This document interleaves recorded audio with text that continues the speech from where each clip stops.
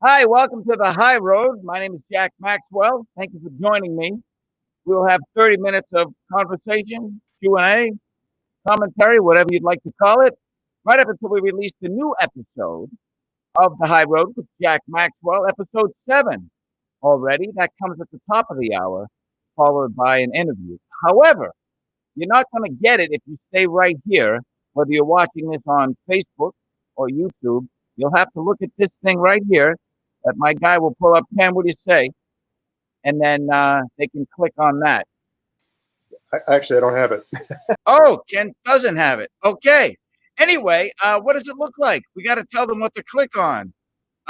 Cannabis Museum. Anyway, just go to my YouTube channel or my Facebook channel, and you'll see. And if you're a member of either one of those and you're following me, it'll come up and you can't miss it. It's called Cannabis Museum, episode 7 of the High Road. But this is your time. Have any questions? Any comments? This is it right here. Oh, he did find it. Thank you, Ken. There you go. Click on that at the top of the hour after this goes away, and you'll see the new episode of the High Road, followed by an interview. And in the meantime, though, I asked you a couple of questions online. I don't know if you saw them. What were you taught about cannabis growing up? Because I was told it's basically the devil. It's the worst thing you could do. And I always thought about that. Why is it the worst? Here's why. Because it was so prevalent in the neighborhood. You didn't really see people shooting up heroin or doing other things that they did back in the 60s, in the 70s. But the smell of marijuana wafting around the buildings in the projects in which I grew up or on the streets, it was there. So it was much easier to point that out and say, see that? Smell that? That's horrible. Stay away from it. And I understand why they did so. Because, of course, nobody wants little kids doing drugs. At the same time, as we all know by now, we were lied to about exactly what it is and what it would do to you. So the second question is, has your perception of cannabis changed recently or any time in your lifetime? And if so, why? So if you could let us know, I'll take those questions and comments, and we'll go from there for the next 30 minutes. There's a lot to talk about. Nathan James says, I was told that drugs are bad, that it was a gateway drug into doing other drugs. Well, there was a perception back in the day that it certainly was a gateway drug, that it lowered IQ, et cetera, et cetera. Now, there are plenty of studies, none of which I will cite. You can look them up if you're really interested, showing that correlation is not causation. Just because someone has a lower IQ than average and uses marijuana doesn't mean that was the cause of it. Same with gateway. As a matter of fact, a lot of people now that they've studied it, they wouldn't come. Took them a long time to come out of the woods to be able to talk about it because it was illegal. So a lot of people really didn't offer their opinion. But now that it's legal in a lot of places, certainly medicinally in about 33 states now, people are talking about it much more honestly. And they're saying, actually, I use it to get off the other stuff. I use it for pain. I use it because I'm a drug user. And this is seems to be the least dangerous, which it is, of course, as we know. Julie Campbell says, cannabis was akin to dancing in the church I grew up in. Where did you grow up? Footloose in that town? Wow, dancing in the church was bad. That's funny. I didn't go to that church, that's for sure. Chris Kurzer, hey, Chris and Danelle, how you guys doing? Do you have any brands of personal, real experiences that could, one, find honest CBD? Yeah, I don't do that. I don't recommend any particular brands because I don't want anybody to think that I'm compromised in any way, that anyone is paying for this for sponsorship or for me putting my name on it. So I can't say I use this. I've tried several different brands, some of which are better than others, of course, just like anything, whether it's clothes you buy, food you buy, the car you drive. Some are better than others, or at least more your style. But what I've found is, as well as the quality of the particular brand, of course, it's really about the dosage and your ratio, CBD to THC. You have to find that sweet spot, as it's called, for, especially if you're taking it for pain, inflammation, anxiety. If you're using it recreationally, I don't suppose that it has to be as exact. So I'm sorry I couldn't answer that, Chris. But we can. You have my email address if you'd like. We can, or give me a text, and we'll talk more that way. Amy Hull, I was told it was bad, but I grew up in a small town, so we didn't know anyone who used it. Really, nobody. Well, I grew up in Boston, South Boston, and a lot of people, a lot of people use it, and I mean a lot. Like kids, teenagers were smoking it all the time. It was so easy to get, and I mean, I don't know the quality of it, of course, because I never used.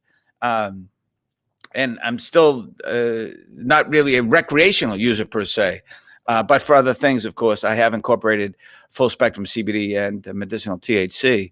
Yeah, if you got a question for me, a comment, you can ask now. So it all began really in 1937 when Harry J. Anslinger, and I've said this before, I know, was compromised, let's say, by Charles DuPont, who had nylon, and hemp threatened his nylon industry, and William Randolph Hearst, who had paper mills because he owned newspapers, and hemp threatened that.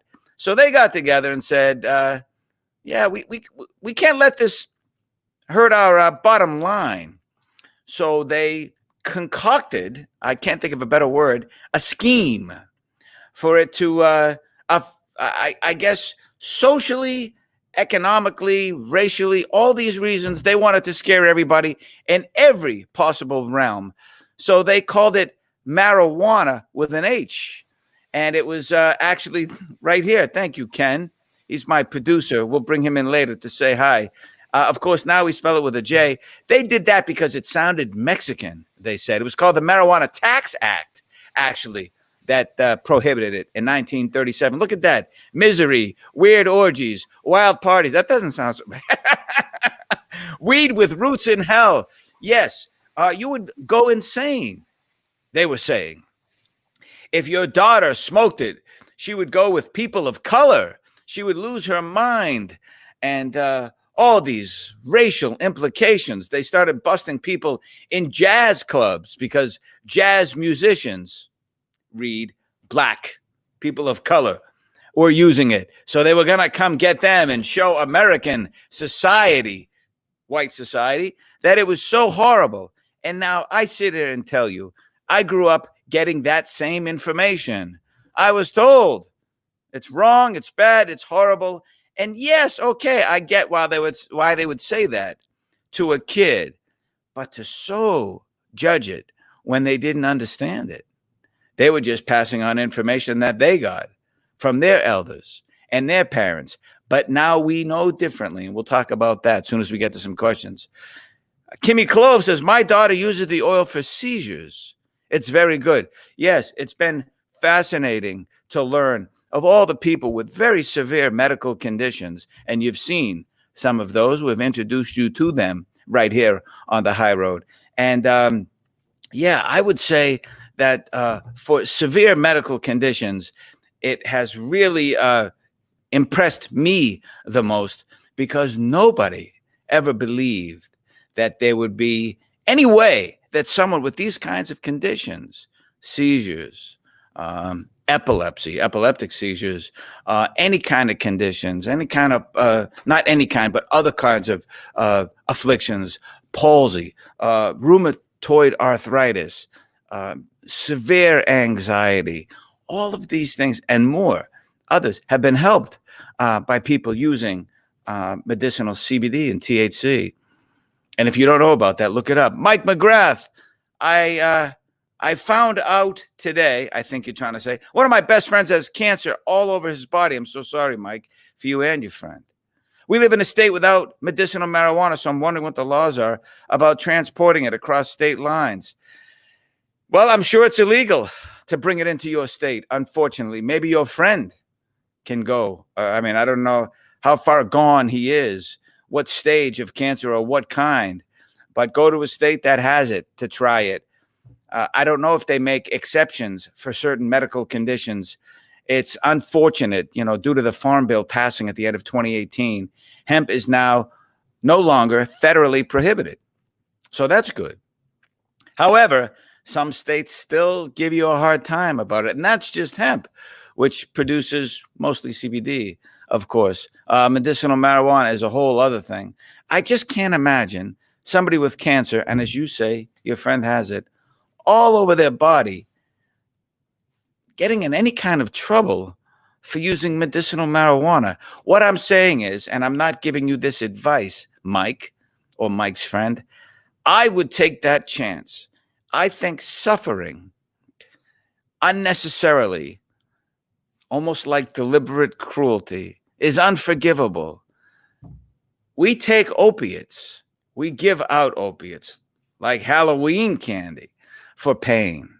Yes, they've been FDA approved, but they can be dangerous, especially long term. I know they have their place. I've used them in the past. They've been helpful, of course. But long term, for a chronic condition, I don't know. They're the best.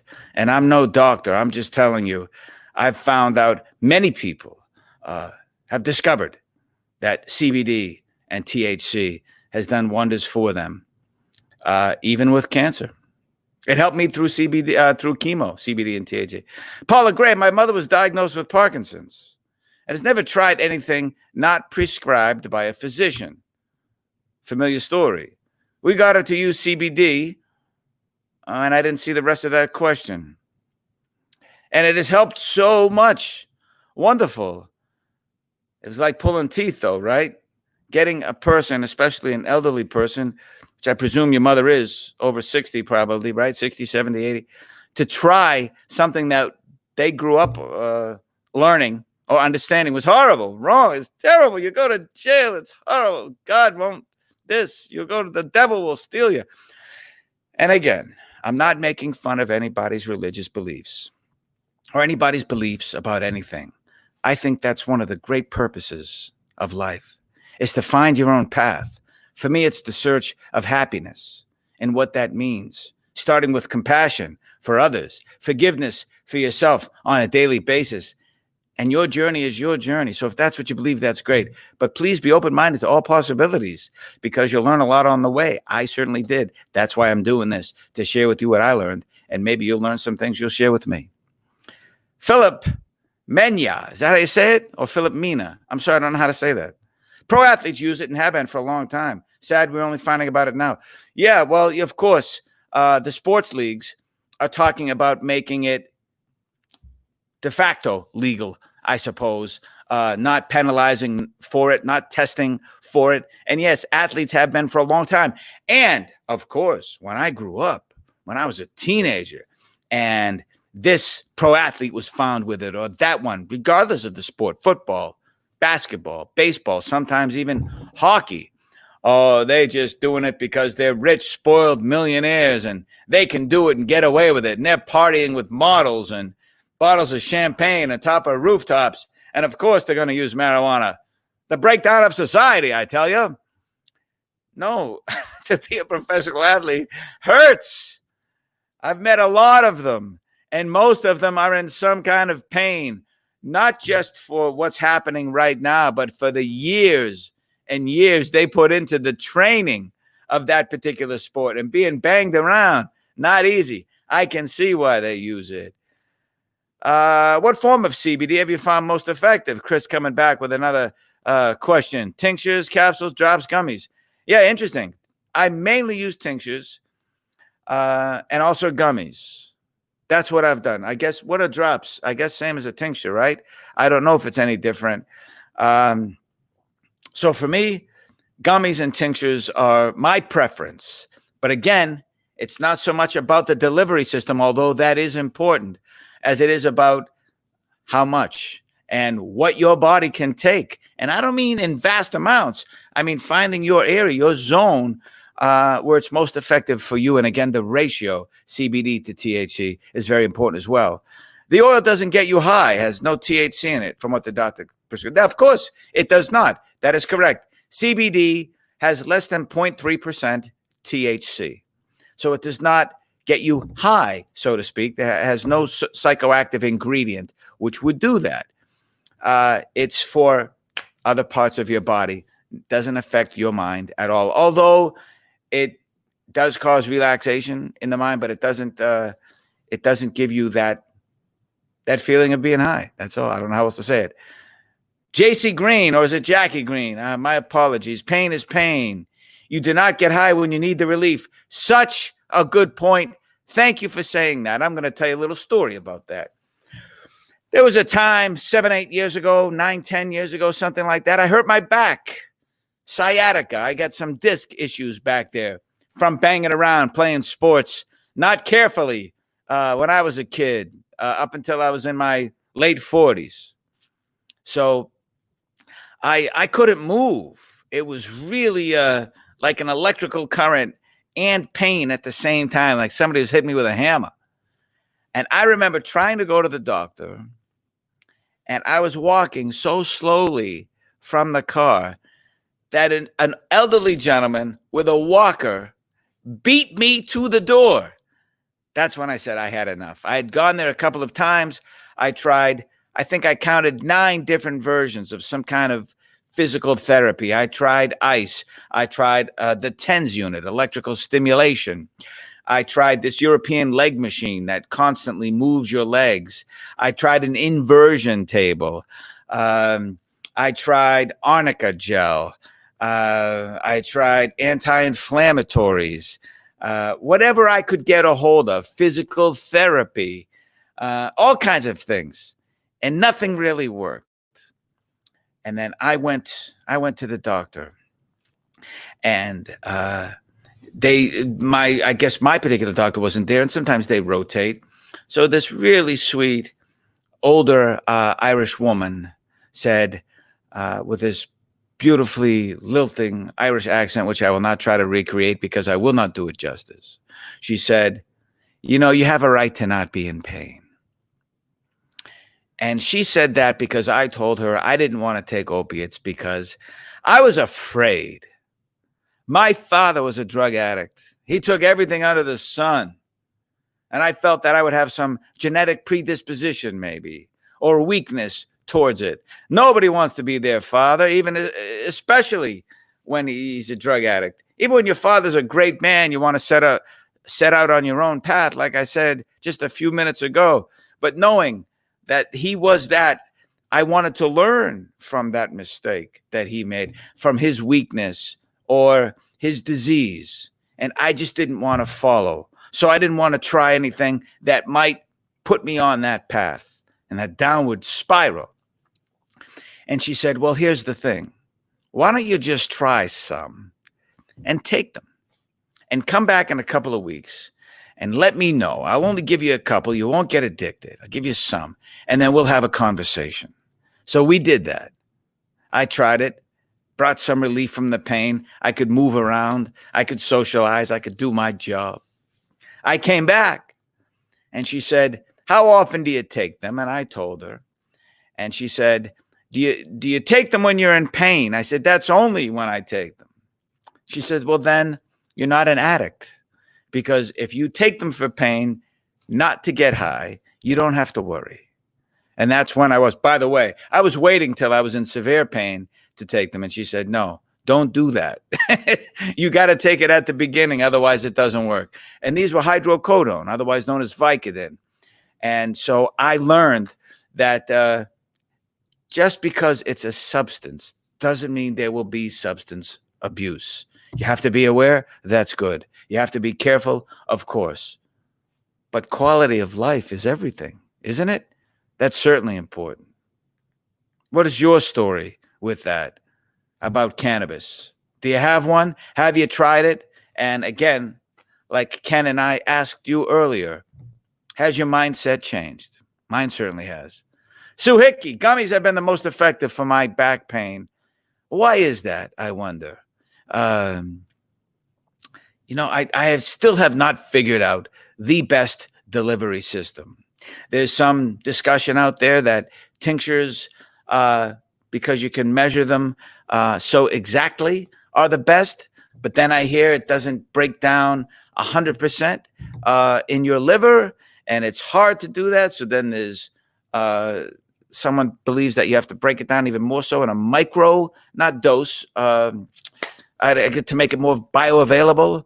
Gummies, they sometimes, if you bite it in half, doesn't mean you're getting half the medicine, depending on how it's distributed in that gummy. So that's a tough one. We're still in the early days. There are companies out there, though, that I would trust based on how they do it.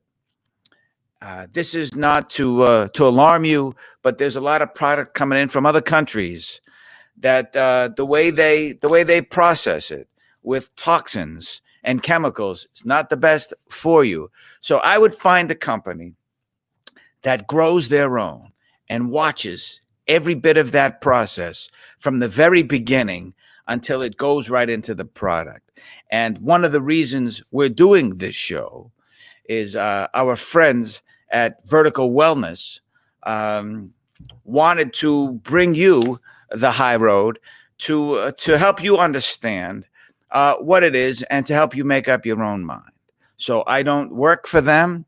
I'm not sponsored by them in that way. I'm not a spokesman for their products, but they are one of the companies that take it from the very beginning, grow their own, and watch every step of the process. And then they have other companies under them. So I think you can find them at verticalwellness.com if you want to ask them some questions. David Winstead says, I'm a sheriff's deputy, actually a sergeant. How you could have rewrote that. It's not like you were speaking it. You could have just hit the space bar, the back bar, and rewrote that. That's funny. All right, Sarge, what do you got? My wife uses CBD for arthritis pain. I'm glad it's legal in Nevada now. She uses the tincture mostly. Thank you for sharing that, Sergeant. I appreciate that. Yes, it's got to be funny. People who, well, let me tell you, we talked to the mayor of where was Needles, California, who used to be a sheriff's deputy, and he would arrest people for possession. He would put them in jail. And as mayor, they changed his mind. They said, no, this can revitalize our so-called ghost town, because it was really failing economically, or it certainly wasn't what it was at one time. And cannabis has really made that a different place. So I wonder what it's like. Anyone else in law enforcement that had to, I guess, look at it one way professionally and maybe another way personally? And you don't have to use your name if you want to stay in the shadows. We certainly appreciate that. Amanda Evans, adult gummies are wonderful. Excuse me. Don't even need teeth. What does that mean? First of all, what are adult gummies? Are there kid gummies? Are there? Oh, you mean with CBD and THC as opposed to gummy bears or something like that? You don't even need teeth. We didn't need that. You didn't have. You didn't have to tell us that you dissolve them in your mouth without teeth. What a visual. No, I'm just kidding. Thank you for saying that. Yes. But same with tinctures. You wouldn't need teeth for that either, would you? Are roll-ons good on back pain and leg cramps? Yes. One thing I have tried as far as under the category roll-ons, salves, creams, lotions, jellies, whatever. A friend of mine, my buddy Sean, is a great softball player, plays all the time, still in his 50s. And he had some balm. I went to visit him, and I have some knee issues just from playing over the years. And, of course, the aforementioned back problem. And I used it on my knee for a couple of days and a little on my back. And it's great how it rubs in. It's almost waxy-ish, thick like a balm. And it was great. It helped a lot. I don't know if it's because it goes through directly and it's more because of because it's a topical, works more directly. I'm not sure. But I found it worked. And oh, by the way, before somebody else says it, of course, there's the placebo effect with anything. That has been proven time and time again. That's why they have a name for it. If you put any balm or take any pill, oftentimes people will say they feel better because they think they're doing something positive for themselves. So, yeah, maybe it's with that as well, in addition to the medicine that's in there that's working. So let's hear some more of your stories before we turn it over to the show itself. In Canada, says Kim Deniston Taylor, if you get a prescription for it and buy it from the right places that sell the medical CBD, OT is much cheaper. I don't know what that means. It's maybe just much deeper. Okay. Because of Crohn's disease, which is a horrible disease, my friend's mother died from that in high school. I'm so sorry you have that. I'm unable to take meds for the arthritis. So CBD oil has been a godsend. I never used marijuana when I was younger. I waited till I was 55, LOL. Yes, a lot of people have that same story. The first time I used it was I hosted a show called Booze Traveler, which was on Travel Channel, and I was in Nepal, and I was in my 50s. The Babas, the holy men, made it for me in a milkshake, and called the Banglasi, and that was wild. That was the first time, and again, because of my father's history, I liked the cocktail or two. That was my poison, if you will, but now, after going through cancer and chemo, I don't care what anybody says.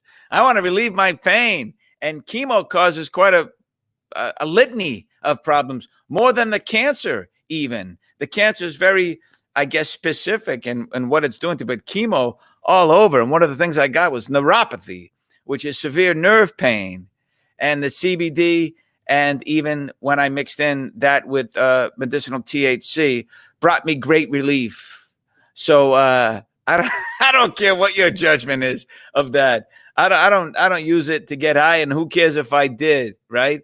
I will do whatever I can to ease the pain. Obviously, there's some limitations on that, but I just think there is still a stigma attached, unfortunately. But if you don't care about that, about people judging you, you'll find overall you'll have a much better life. How about that? Marion Upton, I've had insomnia for many years. My doctor prescribed Ambien, no thank you. I've been taking THC edibles an hour before bed, and I finally can sleep. Exclamation point. Good for you. That's a wonderful story. And thank you for sharing that with me and with us. I love to hear that. And again, I'm not saying there's anything inherently wrong with Ambien. I mean, it's there for a reason. But I know people who had problems taking any of these prescribed sleep medications. Sometimes, not always. But if you can get the same thing, or roughly the same kind of relief, or it helps you with your problem, why wouldn't you at least try CBD or medicinal THC? Why not try it? Anyway, just to see. Because opiates are a lot stronger. I don't know, because the government approves of them. That's why we're okay with it. We think it's all right just because politicians affixed their signature to a law that said opiates are good. I don't know, man. I would be open-minded about that, or I would try to be. Same with anything. But travel did that for me. Traveling around the world, much more open-minded. And I was open-minded before, so I thought, but even more so now. When you see how the rest of the world works, you learn a thing or two. Sue Hickey, thank you for doing this show. It's very helpful, with a smiley face. Oh, thank you, Sue. I'm not sure it is, I'm no expert. Even when I was doing Booze Travel, I never came across as an expert. I'm no great mixologist. I'm not an expert on all kind of alcohols and spirits of the world. I'm a curious traveler, and I love people and interacting with different cultures. Same with this. I had this experience doing this show because I went through cancer and chemo, and CBD and medicinal THC helped me. And I said, wait a minute. I had this perspective of it before, and now this, or this and this, however you want to say it. I know there are many people out there who have had the same story. That's why I did the high road, and I wanted to share that with you. See this right here? This wacky looking guy who looks like the Riddler? That's the episode of the high road coming right now, any minute now. Actually, it's episode 7, and that is followed by an interview. So hopefully, once you click on that, you'll stick around and watch both of those. It's a lot of fun. Thank you so much for joining me. I appreciate all your questions and your comments. We'll see you right here this time next week, 8:30 Eastern, 5:30 Pacific, on the high road.